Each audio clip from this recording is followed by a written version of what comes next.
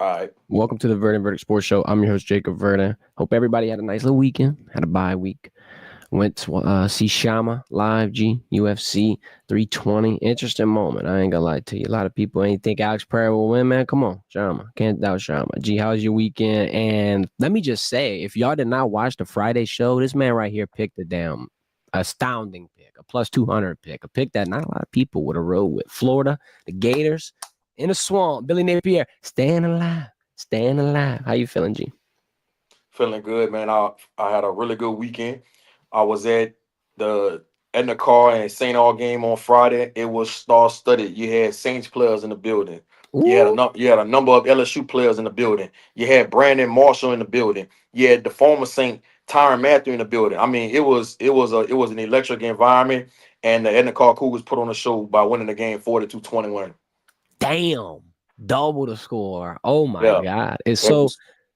I want to know in terms of like collective high school rankings, where would you put Enacor? Like I'm talking about the entire country. Like could we out here getting I mean, I haven't seen everybody in the country, so that's hard for me to say. But okay. I can tell you this: you're not gonna find 20 teams in the country better than Endicott. You I just like not. that. Not It, from it seems from a talent standpoint and from a coaching standpoint. That's a real program, bro. They run that like a university. yeah, bro, they got a nice system there. It seems like they always got recruits, they always got record signing classes. I mean, that's like you said, a little mini university out there, and they got a lot of success because of it. This week, got an interesting test for us Saturday. G, we got South Carolina, we got LSU. If you would ask me preseason, you can go back and look. I probably would have told you this has been the toughest game, and a lot has changed since then. Shane Beamer and LaNorris have kind of struggled. LSU's had their moments, but ESPN's got them at a 75% chance. Before we get into that, I want to talk about some things. I want to talk about your reaction to a couple of them. We're going to play a clip from the press conference for everybody, and then we're going to go ahead and let G sound off. Let G give his thoughts.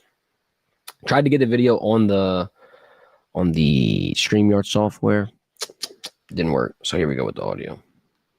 No, look, and it does. It kind of follows up on Koki's question. Is that I thought that this is a process that takes time. I think I said back in when this occurred that let's wait until all the information comes out, because for us to make these universal statements early on, it doesn't serve anybody well. And so, I don't have any facts here. I'm following it just like you guys are. Let's just be patient and make sure that all the information gets out. He's loved by us, was loved before, and is loved after. So, there's not really a need to talk to our team. They follow it. They love Kyren. He was a great teammate, and he's going to be missed. G. First off, I'll say this. Me just watching the press conference, it almost sounds like BK wasn't prepared for this question. It sounds like that they caught him off guard. And if that is true, which I don't know it to be true, that's a damn shame. This is surfacing all on social media. I know people in the building had to be talking about it. You had to prepare yourself for that question. You had to know that was going to be one of the first things they asked you. I don't understand what more BK needed. Talking about more information. What more you need, bro?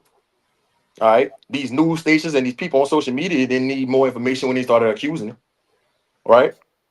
And I just was expecting a little more. Especially after the new evidence that was presented by Matt Ory on TV, on multiple media outlets, the videos, the data. I was just disappointed on how BK handled it. I didn't see any compassion. I didn't see any hurt. I didn't see any outrage from the point of damn. It looks like, well, no, it doesn't look like. We see that there's a state trooper that's tampering with evidence and almost looks like he's trying to frame Kyren Lacy. If that was one of my former players, I would be irate in a professional manner, especially in that setting, right? And I just didn't see that from BK. And then I'll take it a step further, bro. Where has been a moment of silence in Tiger Stadium for Kyren Lacy? Why we don't have a 2 on the field? That would be pretty cool. You did a moment of silence for Charlie Kirk. Make it make sense, bro. I don't understand it. You know, Lacy would have died on that field for his brothers in that purple and gold. And I just don't see the same love in return. I agree. Disheartening situation. First off, God bless Kyren Lacy. I ain't gonna lie, prayers up for my guy.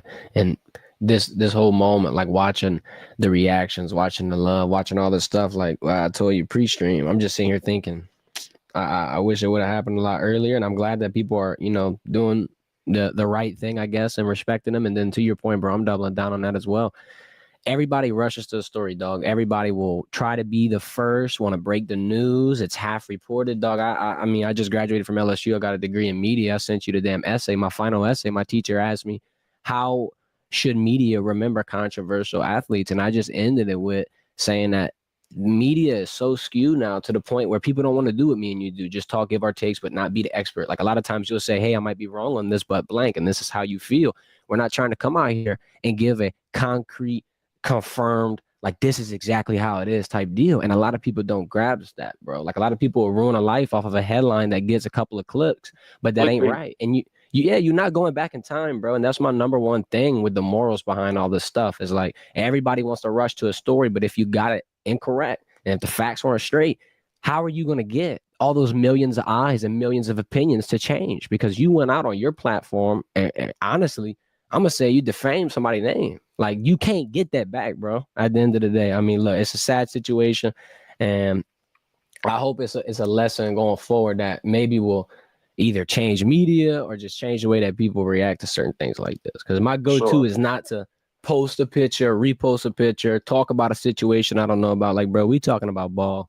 I'm talking about schemes. I'm talking about picks, bro. Like, I'm not trying to talk about, like, major consequential things that'll ruin somebody's life, especially when you don't know the whole entire story. That's my take on it. For sure. Well, I appreciate you speaking on it, speaking your mind. And then I'm gonna tell you this, G, because I've been thinking about this a lot. I respect, I commend everything you did in this situation. Because I'll tell you what, bro, whether it be the last 6 months, 7 months, I know it's been a tough time, but you stood up every time to the plate, went to battle for your guy. I respect that, dog. That's exactly what you got to do. No doubt. Let's talk about Saturday. Let's talk about South Carolina. It's LaNorris Sellers. It's going to be a test. It's a mobile quarterback. It's one of the things that I think LSU has kind of struggled with a little bit. But you got an interesting opportunity here. You got some depth on this edge. You can rotate some people. Last week, you saw 3 primary guys, Patrick Payton, Jack Pyburn, Jamari Butler, and Dylan Carpenter got in, I think, 9 to 10 snaps. I want to ask you about how you defend a quarterback like this, how important it is to contain him, and what do you think Blake Baker will have to do in terms of scheme, maybe change some things up, or not change anything at all? South Carolina offensively has been struggling. Last year, I thought they ran the ball really, really well, which helped LaNorris Sellers in the passing game because he could do a lot out of play action, right? This year, bro, they're only averaging 2.9 yards a carry. That's a problem. That's a problem. And their potential first-round pick hasn't been living up to the bill in Nick Harper. For whatever reason, it might be because of LaNorris Sellers got hurt those couple games and the chemistry been off. Maybe it's the scheme, the play call. I don't know. But the kid Jacobs has been the one that's been showing up for South Carolina. Over the last 2 games, he's had over 100 yards. So I think he's somebody that they're going to have to keep an eye on Saturday. But as far as them running the ball, I think the only time you really got to be concerned is when LaNorris Sellers get out the pocket on a pass play and then he takes all running. I think for his quarterback design runs and them even handing the ball off, I think LSU will be okay. So I watched South Carolina against Kentucky and I watched them against Vandy. Their offensive line is really, really suspect. And I think that's where LSU will beat them up. I think up front, they're gonna give South Carolina a lot of problems. And I think that's gonna have their defense playing on 10 on Saturday. So I don't think they should be too concerned. Unless LaNorris Sellers just play out his mind, bro. What I'm talking about, breaking off sacks. You know what I mean? Yeah. Just putting his cape on. I think LSU defense should be all right on Saturday. That's what I'm thinking too. Brian Kelly talked about that containment, talked about his ability to pass on the run, outside the pocket, extend plays, yada, yada, yada. It reminds you of a guy like Jaden Daniels, not as big of a game breaker, but to that point when there's not that element of, I'm not going to say complimentary offense, but like if you don't have that run game and it's just solely on the shoulders of 16, similar to what is happening with 18 at LSU without that run game, it's going to be a nice defensive showcase. Right? Here's another question I got for you. So offense, the run struggles I just brought up. Do you try to resurrect that in this game, or do you, at this point of the season, just go, shit, look, these are our strengths, Trez Green, potential healthy Aaron Anderson, Barry and Brown, yada, yada, yada, or do you try to just keep pumping and getting this back to life? So if I'm Joe Sloan, Coach Atkins, Coach Frank Wilson, Coach Brad Davis, I'm watching that Missouri and Vanderbilt film. Missouri rushed for 247 yards on South Carolina. Vanderbilt rushed for 146. I think you try to take some things that they did in those two games and use it on Saturday. And you still try to establish a run. If you can't, bro, I'm spreading them out. I'm going with some empty sets. I'm running the tight end to Dylan Stewart's side to chip him a little bit. I'm doing things like that and getting my guys on the perimeter and getting them in space and trying to get the ball in my hand quick and let my receiver do the work. That's what my plan would be on Saturday, bro.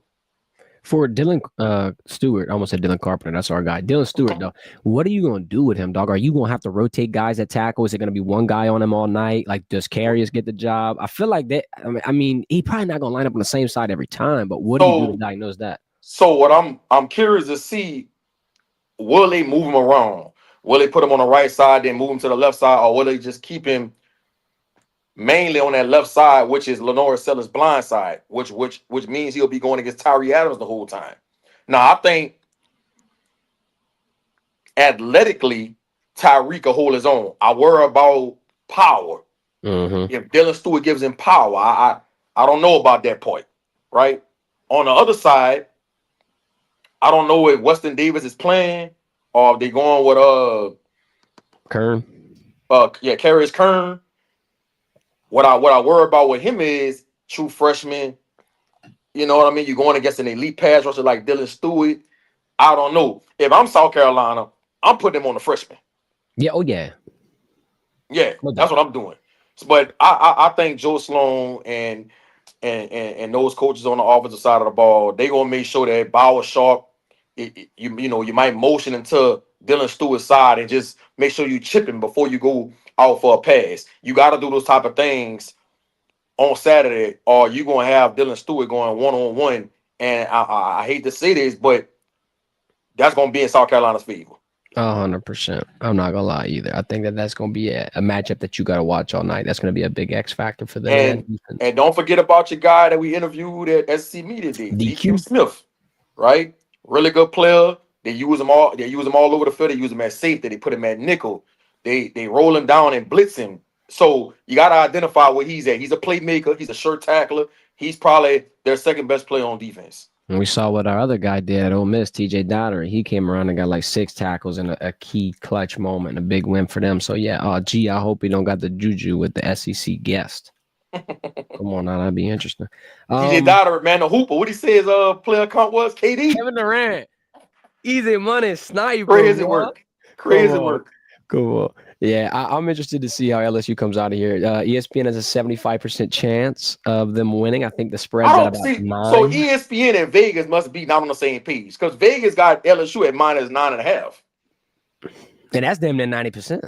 Come on, man. What's going on, ESPN and Vegas? Y'all not on the same page? What's going on? Y'all beefing? What's up?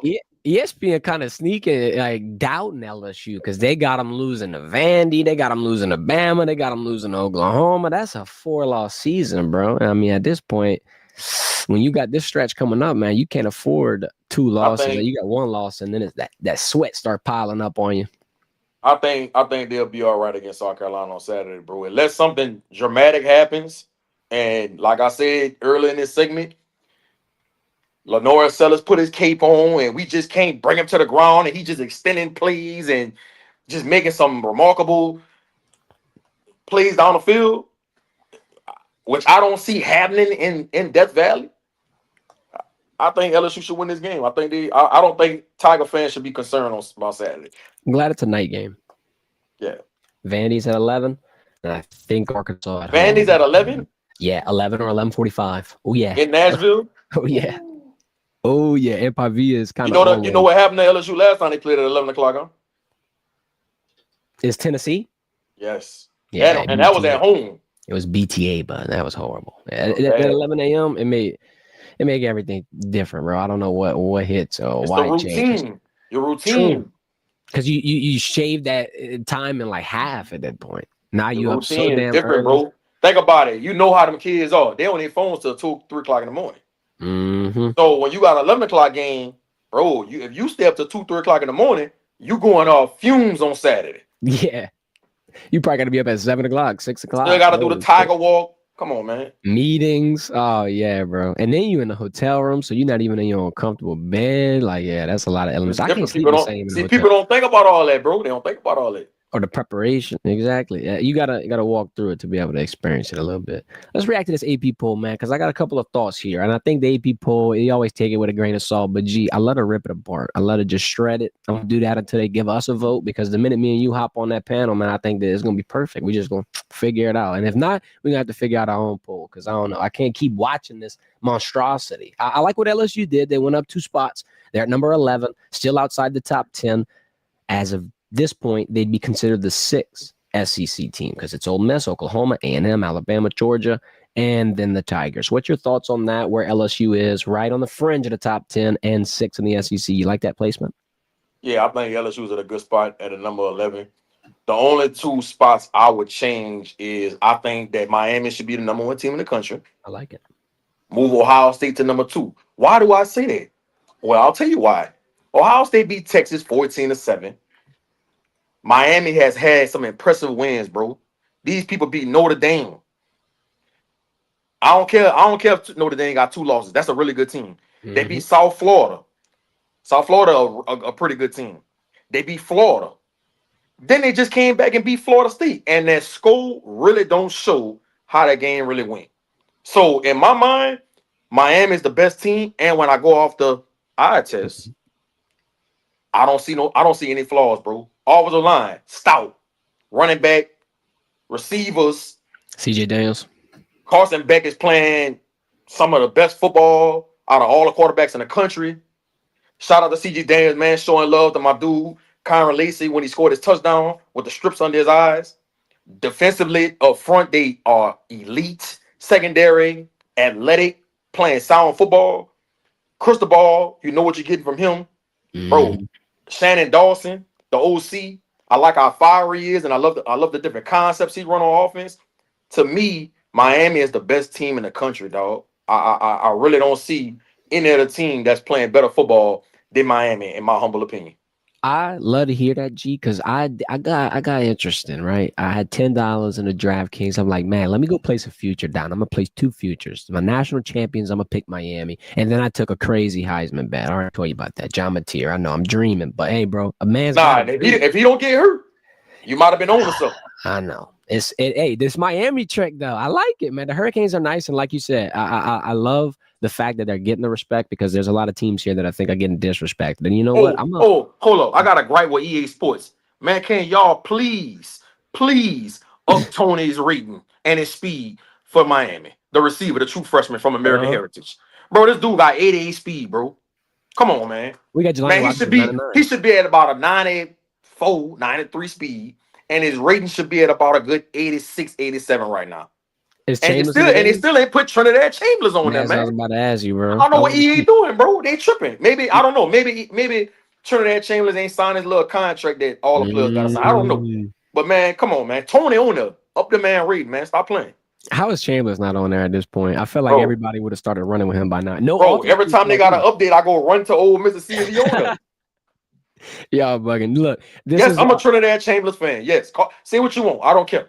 I got a gripe with EA, bro. Like, they got to hire people that know ball, because there's a lot of situations I see out there, dog, that is just like, man, I don't think a football player is making this move, bro. Like, I don't think this is a football IQ move. And there's a couple of, like, look, it's minuscule things, and I could just be pissed off in the moment, heart racing. But, I mean, I'm sitting here yelling at the TV, like, what the hell is this shit?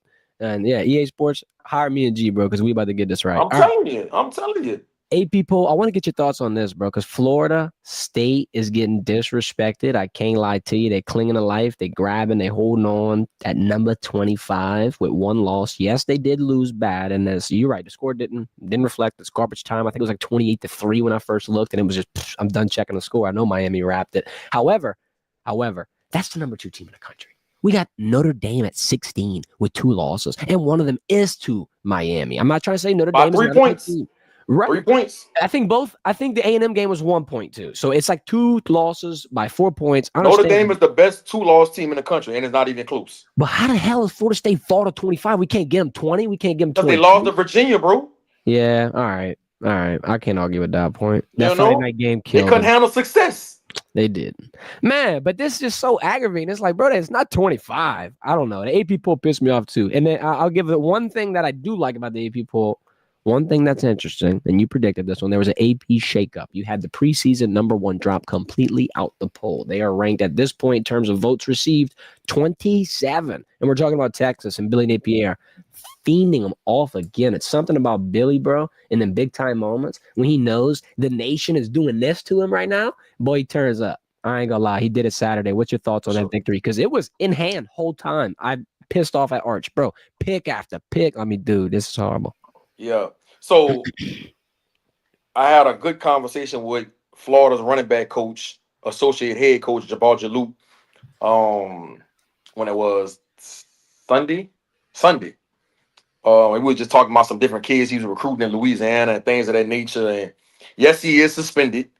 For the people that's wondering if that's the same coach, yes, that is the same coach.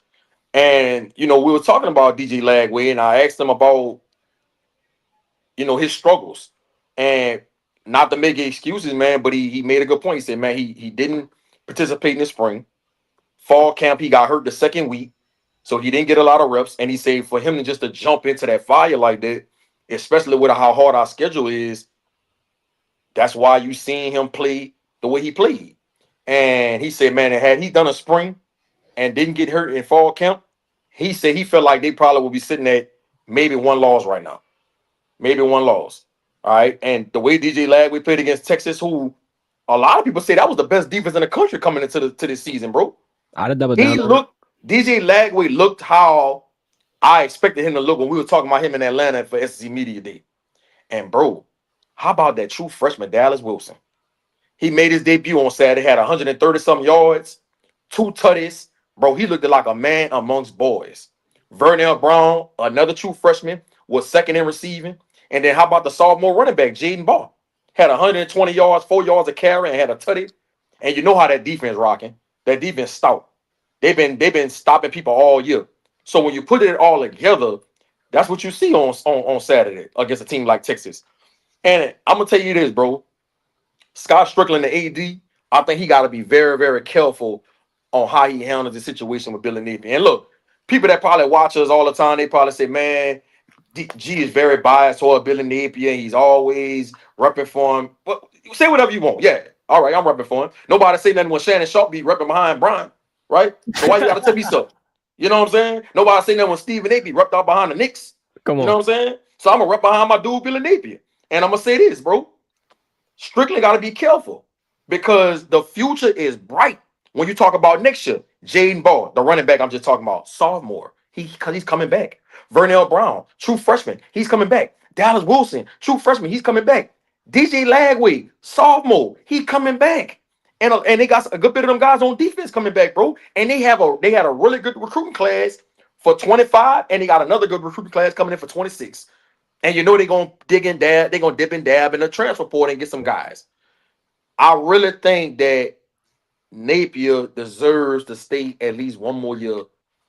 Unless he just pissed down his leg tremendously down this stretch, I think you got to let him come back, bro. You do, because the future looks really bright in Florida, bro. And you saw it on Saturday with your young players rising to the occasion in the swamp. Dog, yeah, you beating Texas. I think it's hard. I mean, you got 2 completely polar opposite walks of life with Florida and Texas in terms of preseason expectations. Texas is spending $40 million. Sarkis got his team ranked number 1. They're in the SEC title game. In Florida, Billy Napier, there was a question on last year and if he'd be the coach for this season. And I mean, for them to go out there and win decidingly, also 2 of the head coaches that Florida has played this year, G, has gone on the podium and said, that's the best team we've played. It's the most talented team we've played. The record doesn't always show. And think about this. DJ Lagway threw 5 interceptions in Death Valley against LSU, and they only lost 20-10. What a pick 6. What a pick 6, bro. I'm just saying, you got to put all that into the grand scheme of things when you're talking about what you want to do with your head coach. No. Because guess what? You ain't getting, I don't think you're getting Lane Kiffin.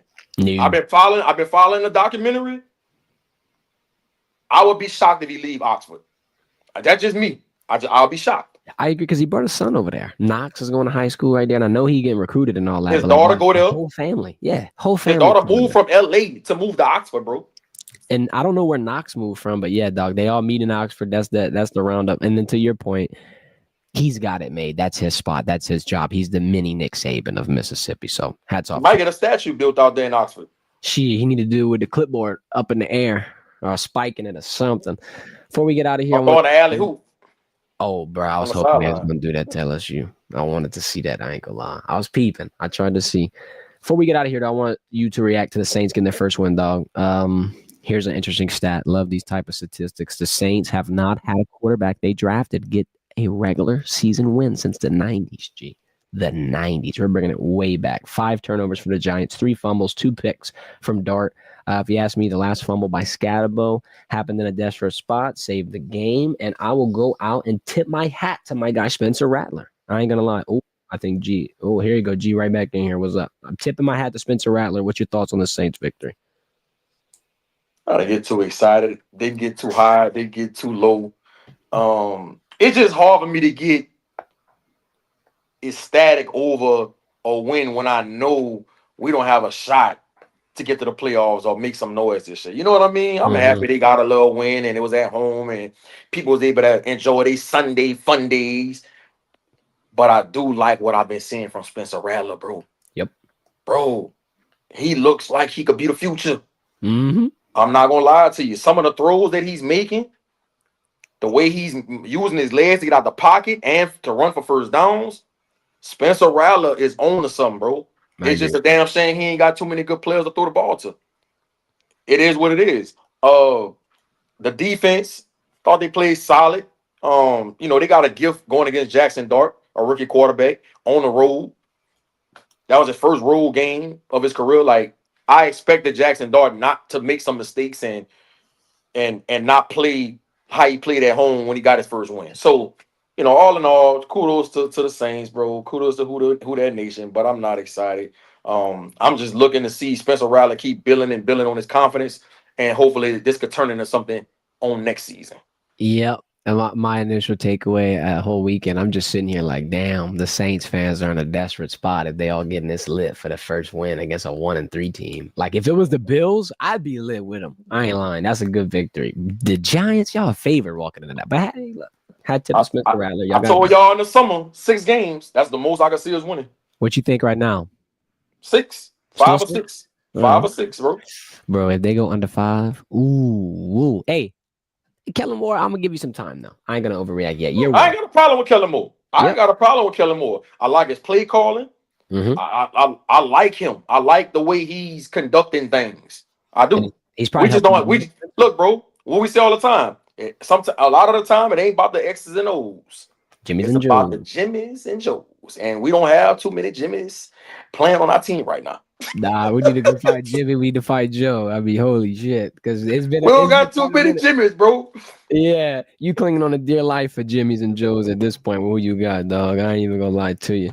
Appreciate your time, G. We about to shack out of here. Y'all know the drill. Hit that thumbs up. We'll be live Friday at 1:00 with some picks, with some locks. And I'll give y'all an update on the record before we get out there. G took the lead back by 1 game. He got me this week. Winners win. I told you got to be able to handle success, man. You got to be able to handle it. Winners win, man. You're right. You got me. Hey, it is. Let's see what happens this week, baby. I'm locked in. I have to go get my revenge. Go and get it, man. Come on. Redemption. All right, let's get it. Revenge season. Y'all have a good one. Appreciate your time. Hit that thumbs up.